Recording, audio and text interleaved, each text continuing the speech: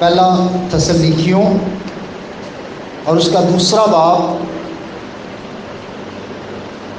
اور اس کی 10ویں آیت سے لے کر 12ویں آیت تک خدا کے کلام میں سے ہم آج صرف تلاوت کریں گے۔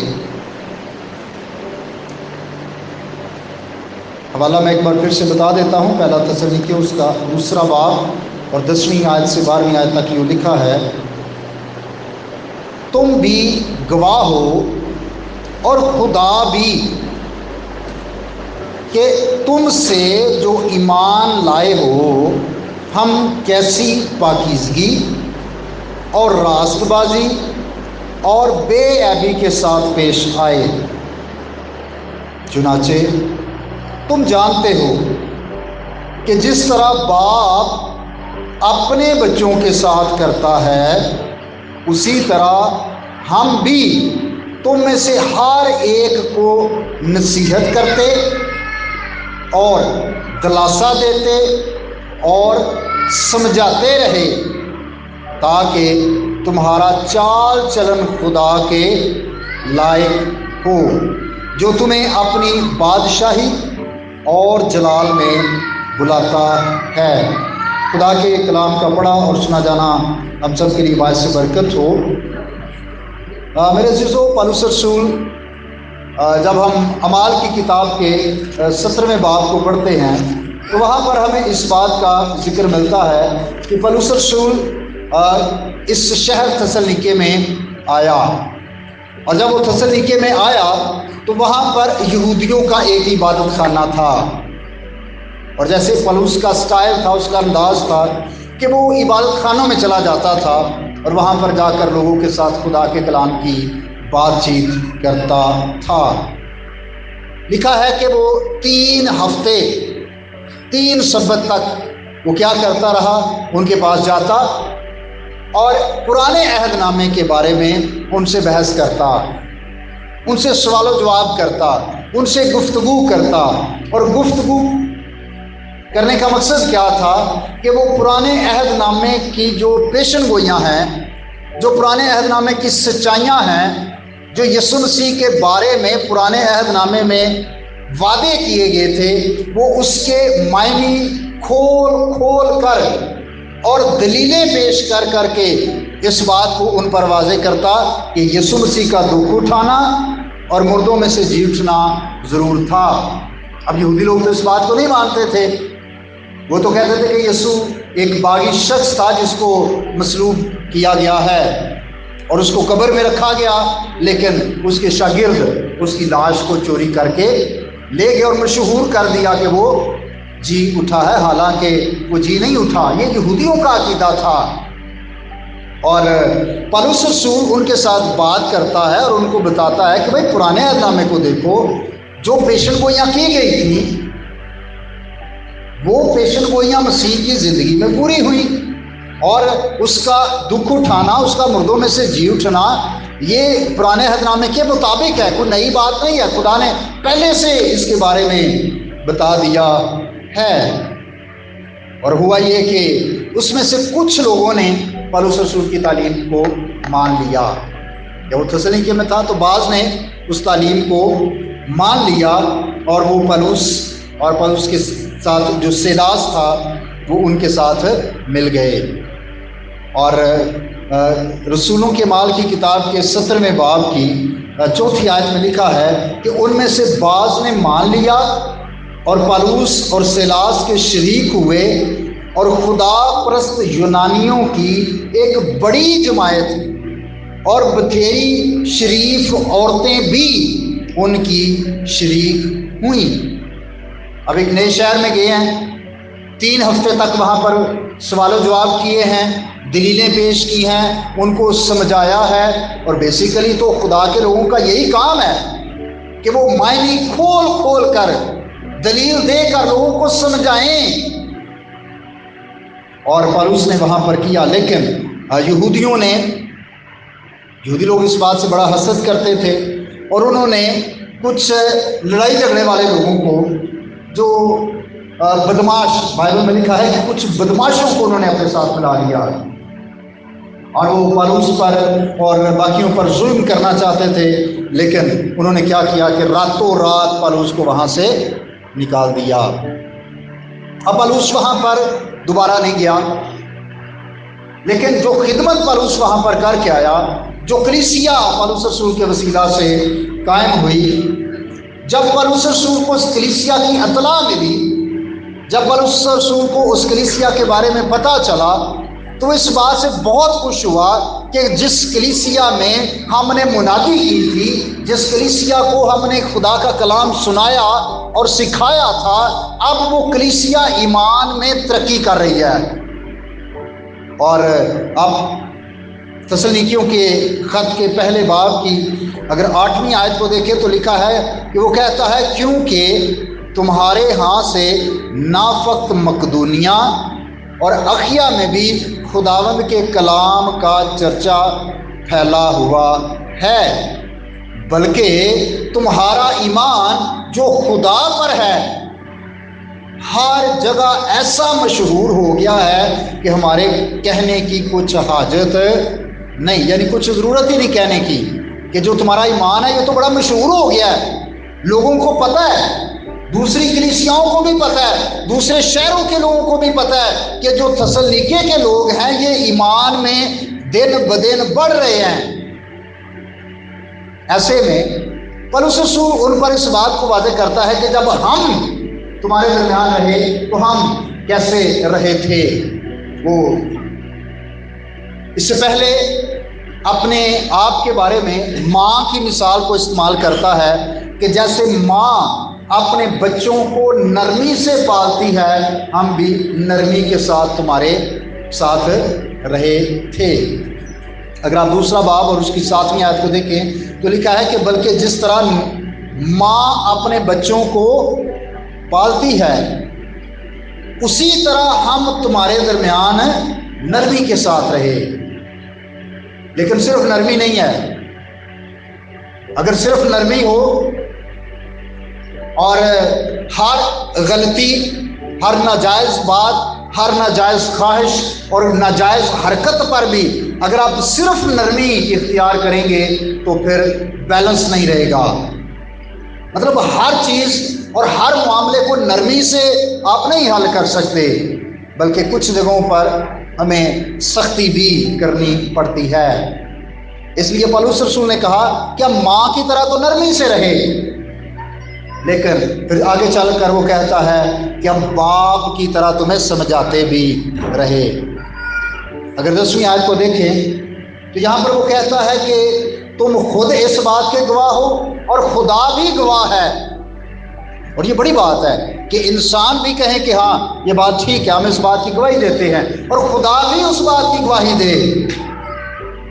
اور وہ کہتا ہے کہ خدا اس بات کا گواہ ہے کہ ہم تمہارے درمیان کیسے رہے، اور تم خود بھی اس بات کے گواہ ہو، تم نے خود بھی اس بات کو دیکھا ہے کہ جب ہم تمہارے درمیان رہ رہے تھے تو ہماری زندگی میں پاکیزگی تھی۔ اچھا ہے کہ ایک باپ کی زندگی میں پاکیزگی ہو، ایک باپ کی جو زندگی ہے وہ پاکیزہ زندگی ہو، اس میں ناپاکی نہ ہو۔ اور پھر وہ کہتا ہے کہ ہم راست بازی سے تمہارے درمیان رہے، یعنی ایک باپ کو ضروری ہے کہ وہ راستی سے زندگی گزارنے والا ہو، اور پھر بے عیبی یعنی بے الزام، کوئی ایسا کام نہیں تھا کہ کوئی دوسرا اس پر الزام لگا سکے، کوئی دوسرا اس پر انگلی اٹھا سکے۔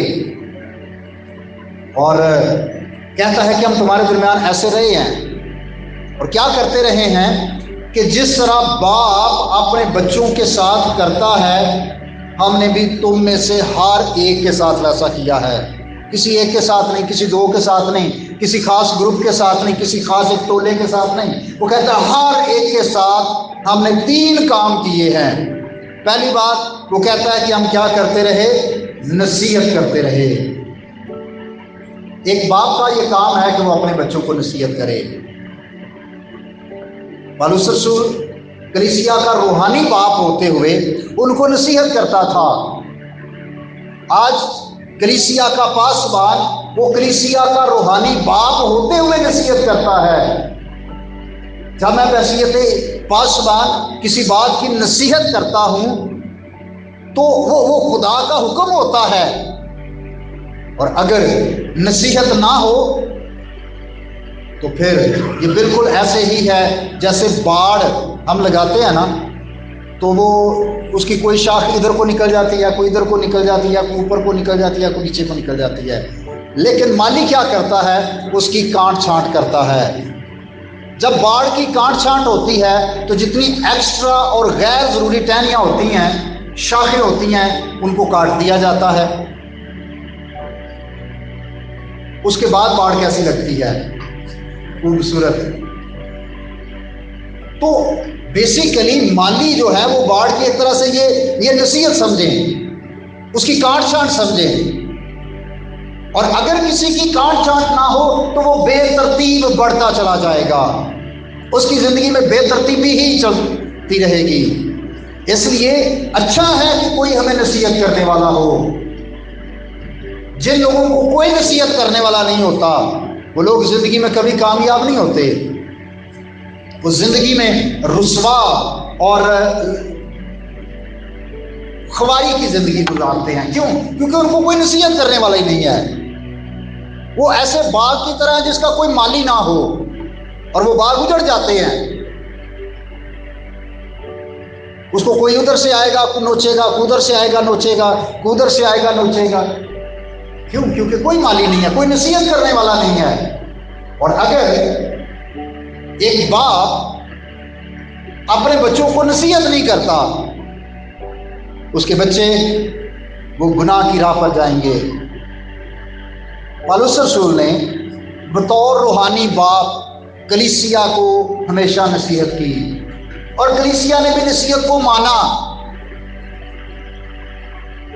اج سانو نصیحت کی جائے نا تو کلیسیا تو دو چار ناراض ہو جاتے ہیں، پادری صاحب نے گل کی کیوں؟ تو کلیسیا کا یہ کام ہے کہ وہ نصیحت کو مانے۔ جب ہم پیغام کہتے ہیں نا واز، تو واز کا مطلب یہ نصیحت کرنا، اور پالوس رسول نے ہمیشہ نصیحت کی ہے۔ آج پاسبان کلیسیا میں نصیحت کرتے ہیں، جب ہم منادی کرتے ہیں، جب ہم کلام سنا رہے ہوتے ہیں، خوشخبری آپ کو سنا رہے ہوتے ہیں، اس کے ساتھ ساتھ بہت ساری چیزوں میں آپ کو ہم نصیحت کر رہے ہوتے ہیں۔ اور ایک باپ اپنے خاندان کا پاسبان ہے،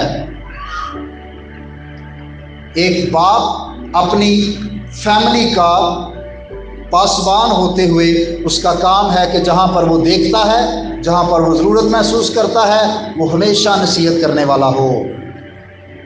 وجہ کیا ہے؟ ہمارا باپ جو آسمانی باپ ہے وہ ہمیں نصیحت کرتا ہے۔ جب وہ ہمیں دیکھتا ہے ہم کسی غلط راہ پر ہیں تو آسمانی باپ ہمیں نصیحت کرتا ہے۔ پاسبان کلیسیا کو نصیحت کرتے ہیں۔ باپ کے لیے بھی، فادرز کے لیے بھی ضروری ہے کہ وہ اپنے بیٹوں اور بیٹیوں کو ہمیشہ نصیحت کریں۔ کبھی کبھی ہمارا نصیحتوں کا زور صرف بیٹیوں پر ہوتا ہے، ہم بیٹوں کو چھوٹ دیتے ہیں۔ تو اس میں بھی بیلنس ہونا بہت ضروری ہے۔ ہم بیٹیوں کو بھی نصیحت کریں، ہم بیٹوں کو بھی نصیحت کریں۔ اور جیسے پالوس کہتا ہے ہم نے ہر ایک کو نصیحت کی ہے، کسی ایک کو نہیں، کسی ایک گروپ کو نہیں، ہر ایک کو نصیحت ماننا بہت ضروری ہے۔ اگر نصیحت مانے نہ، نصیحت کرنے والے کو کوئی فائدہ نہیں ہوتا ہے نا۔ کوئی اگر آپ کو کوئی نصیحت کرتا ہے اور آپ مانتے ہی نہیں ہیں، آپ اپنی ضد پر، آپ اپنی ہٹ درمی پر قائم رہتے ہیں، کہتے ہیں نہیں ہم نے اپنی مرضی کرنی ہے، تو باپ ہے یا ماں ہے یا پاسٹر ہے یا خدا بھی ہے، اگر ہم نصیحت کو مانیں ہی نہ، چاہے خدا کی نصیحت ہے، چاہے پاسبان کی ہے، چاہے ہماری باپ کی ہے، ماں کی ہے، تو گویا ہم اس کی بات کو رد کرتے ہیں۔ ہم کہتے ہیں کہ ٹھیک ہے آپ کی بات اپنی جگہ، لیکن ہم تو اپنی مرضی کریں گے۔ تو ہمیں نصیحت ماننے والا ہونا ہے۔ بطور باپ ہمیں اپنے بچوں کو نصیحت کرنا ہے، اور بطور اولاد ہم سب کی یہ ذمہ داری ہے کہ ہم اپنے باپ کی اور اپنی ماں کی نصیحت کو کیا کریں؟ رد کر دیں، مانیں۔ اس کے لیے جو گریک جو یونانی زبان ہے اس کے مطابق اس کا ایک اور ترجمہ ہے کہ حوصلہ افزائی کرتا ہے. باپ جو ہے وہ حوصلہ افزائی کرتا ہے، انکریجمنٹ. میں نے بطور پاسبان کلیسیا میں کبھی بھی کسی کو ڈسکریج نہیں کیا، اور میں نے یہ سیکھا ہے کہ مجھے ہمیشہ دوسروں کو انکریج کرنا ہے، دوسروں کی حوصلہ افزائی کرنی ہے، دوسروں کو ہمت دینا ہے. اگر کسی نے کچھ کہہ دیا میں کلیسیا میں یہ کرنا چاہتا ہوں، میں نے کبھی کسی کو نہیں روکا کہ آپ نہ کریں. میں ہمیشہ حوصلہ افزائی کرتا ہوں کہ ٹھیک ہے، آپ کے اندر اگر خدا نے اس بات کو ڈالا ہے تو آپ کریں، ضرور کریں. اگر خدا کی خدمت میں حصہ لینا تو ضرور لیں. اگر آپ نے خدا کی خدمت میں کوئی بھی کسی بھی شعبے میں، چاہے وہ سنڈے اسکول ہے، چاہے وہ کوائر ہے، چاہے وہ میٹنگ لیڈ کرنا ہے، انتظامات کی بات ہے، یا میں نے اگر کسی کو کلام سنانے کا بھی ہے، اگر وہ چاہتا ہے کہ میں کلام سناؤں، تو میں نے کبھی کسی کو ڈسکریج نہیں کیا، حوصلہ افزائی.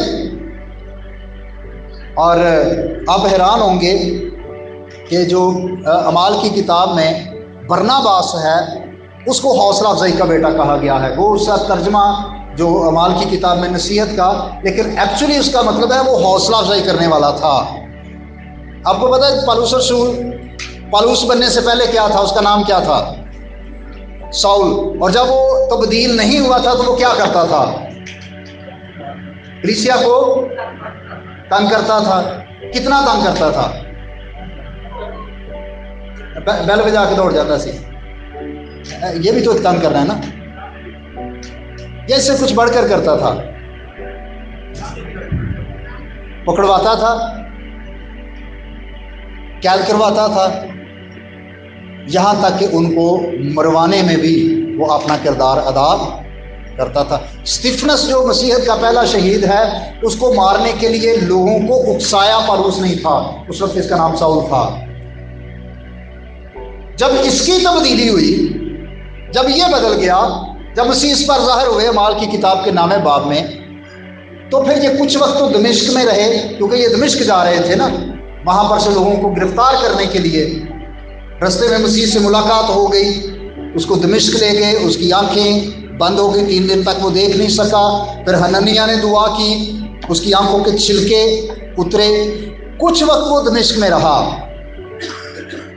پھر جب دمشق سے وہ واپس یروشلم میں آیا تو تاثر اس کے بارے میں کیا تھا؟ اس کا انٹروڈکشن کیا تھا؟ ساؤل کون ہے؟ جو لوگوں کو مارتا، کلیسیا کو ستانے والا ہے. اب وہ کہہ رہا تھا کہ نہیں میں نے توبہ کر لی ہے، مسیح مجھ سے ملا ہے. شاگردوں کے لیے اعتبار کرنا آسان تھا؟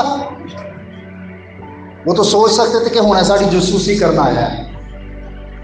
وہ سوچ سکتے تھے کہ ہم نے اس پر اعتبار نہیں کرنا، کیونکہ انہوں نے تو دیکھا تھا کہ یہ اسطیفنس کو جب سنگسار کرنا تھا تو یہ کس طرح لوگوں کو اکسا رہا تھا. تو یہ تو لوگوں کو گرفتار کرواتا ہے، خواتین کو، مردوں کو، بچوں کو، ان کے گھروں میں گھس کر ان کو گھسیٹ کر نکالتا ہے، ان کو قید خانوں میں بند کرواتا ہے. تو کلیسیا ڈر رہی تھی. کلیسیا کو تو نہیں پتا کہ یہ شخص بدل گیا ہے. کلیسیا پالوس رسول کو اپنے ساتھ شامل کرنے سے ڈر رہی تھی. ایسے میں برناباس تھا، اس نے حوصلہ افزائی کی، اس نے بھائیوں کو بھی دلیری دی، اور وہی پھر ساؤل کو اپنے ساتھ لے کر آیا شاگردوں کے درمیان. ادروائز ذرا سوچیں کہ اگر شاگرد ریجیکٹ کر دیتے، کہتے نہیں پالوس کو ہم نے ساتھ رکھنا ہی نہیں ہے،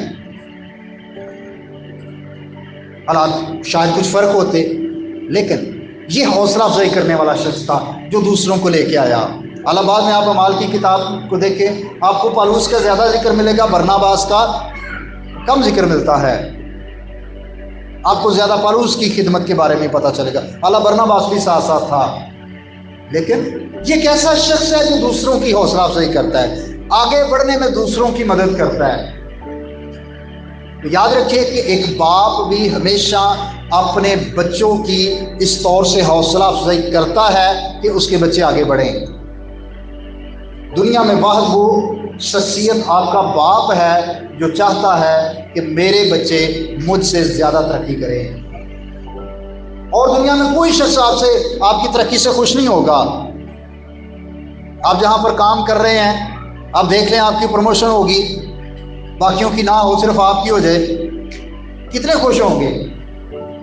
مٹھائی تو سارے منگن گے، لیکن اندر سے پامپڑ اندر یہ پروموشن کیوں ہوگی، یہ کیوں ترقی ہوگی؟ یہ آپ کلاس میں اپنے کلاس فیلو سے زیادہ نمبر لے لیں، کیا ہوگا؟ خوش ہوں گے؟ اندر ہی اندر حسد ہوگا کہ اس کے نمبر زیادہ کیوں آگے ہیں۔ کوئی بھی دنیا میں یہ نہیں چاہے گا کہ آپ اسے آگے بڑھیں، صرف آپ کا باپ ایک ایسی ہستی ہے جو چاہتا ہے کہ میرے بچے مجھ سے آگے بڑھیں، مجھ سے زیادہ وہ ترقی کریں، جتنی ترقی میں نے زندگی میں کی ہے میری اولاد اس سے زیادہ آگے جائے، جو مشکلات میں نے زندگی میں دیکھی ہیں میری اولاد نہ دیکھے، جو سہولیات میں اپنے بچوں کو دے رہا، خدا کرے کہ ان کے پاس اس سے بھی زیادہ ہو، اور وہ صرف اور صرف آپ کا باپ ہے جو آپ کی حوصلہ افزائی کرتا ہے، آگے بڑھنے میں آپ کو مدد دیتا ہے۔ دوسری بات، پولس رسول نے کہا کہ ہم نہ صرف نصیحت کرتے رہے جس کا ایکچوئل مطلب ہے حوصلہ افزائی، بلکہ دوسری بات وہ کہتا ہے کہ ہم تمہیں دلاسا دیتے رہے۔ کیا جو کچھ ہم زندگی میں کرنا چاہتے ہیں ہم فوراً پہلی کوشش میں کامیاب ہو جاتے ہیں؟ کیا ہماری زندگی میں کبھی ناکامی نہیں آئی؟ کیا کئی چیزیں ہمیں ڈسٹرب نہیں کر دیتی کہ ہم پریشان ہو جاتے ہیں، ہم ہمت ہار جاتے ہیں، ہم حوصلہ ہار جاتے ہیں؟ تو پولس رسول نے جو کلیسیا کا پاسبان ہونے کی حیثیت سے، کلیسیا کا قائم کرنے والا ہونے کی حیثیت سے، اس نے کہا کہ جب تک ہم تمہارے درمیان رہے ہم تمہیں دلاسا دیتے رہے، ہم تمہیں حوصلہ دیتے رہے۔ ایماندار، کیا خیال ہے، ایماندار غلطیاں نہیں کرتے؟ توبہ کرنے کے بعد، بپتسمہ لینے کے بعد ہم سے غلطیاں نہیں ہوتی ہیں۔ جسمانی لحاظ سے دیکھیں، خاندان کے اندر رہتے ہوئے کیا ہم سے غلطیاں نہیں ہوتی؟ کیا ہم چیزوں کو خراب نہیں کرتے؟ ہم بے شمار دفعہ زندگی میں ناکام ہوتے ہیں، روحانی اعتبار سے بھی جو کچھ ہم کرنا چاہتے وہ ہم سے نہیں ہوتا، جو ہم نہیں کرنا چاہتے وہ غلطیاں ہم سے ہو جاتی ہیں، روحانی اعتبار سے بھی اور جسمانی اعتبار سے بھی۔ لیکن ایک باپ کا کام ہے کہ وہ اپنے بچوں کو دلاسا دیتا رہے۔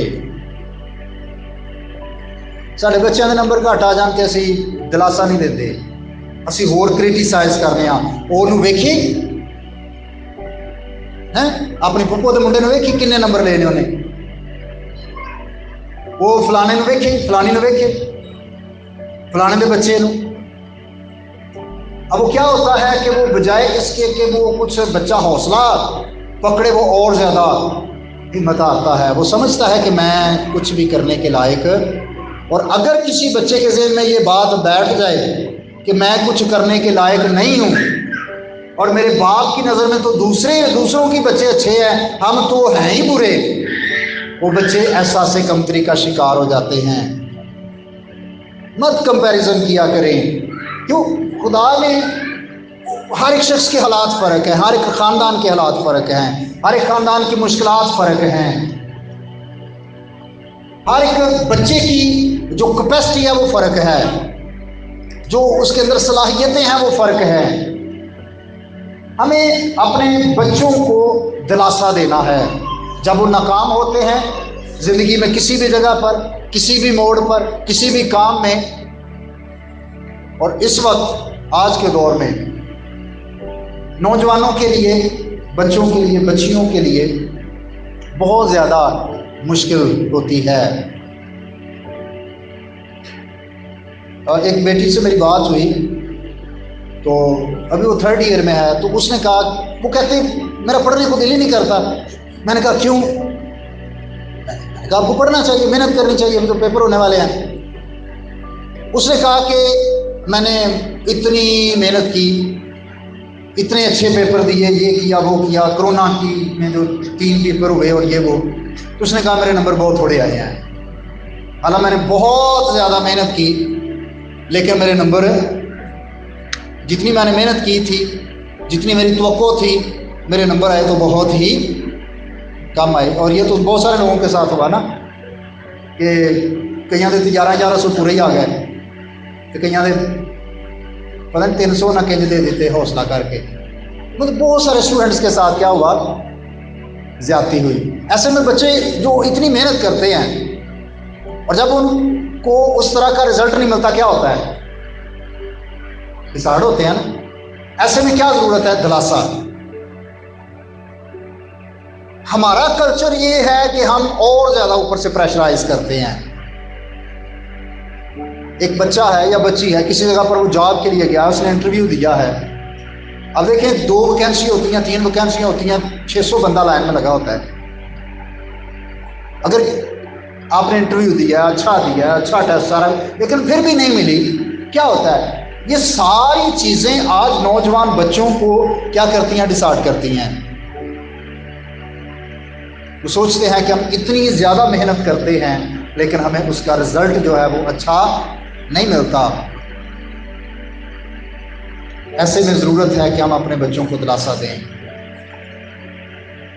ان کی حوصلہ افزائی کریں، ان کے ایمان کو کمزور نہ پڑنے دیں، بلکہ ان کی مدد کریں تاکہ وہ ایمان میں رہتے ہوئے اس بات پر یقین رکھیں کہ ہمارا خدا ہی ہمارے لیے دروازے کھولے گا۔ دلاسا دینا ایک باپ کا کام ہے کہ وہ اپنے بچوں کو دلاسا دے، ان کو حوصلہ، ان کو تسلی دے۔ اور پھر آخری بات وہ کہتا ہے کہ ہم کیا کرتے رہے؟ سمجھاتے رہے۔ آج کے دور میں یہ بڑا مشکل ہو گیا ہے بچوں کو سمجھانا، کیونکہ بچے سمجھتے ہیں کہ ہم آلریڈی سمجھدار ہیں۔ پاپا آپ کو نہیں پتا، ماما آپ کو، کتنوں کو یہ جملہ سننے کو ملا ہے نا؟ تقریباً ہم سب کو یہ جملہ سننے کو ملتا۔ کیوں آپ کو کیوں نہیں پتا؟ کیوں؟ کیونکہ ہم شاید زیادہ سمجھتے ہیں۔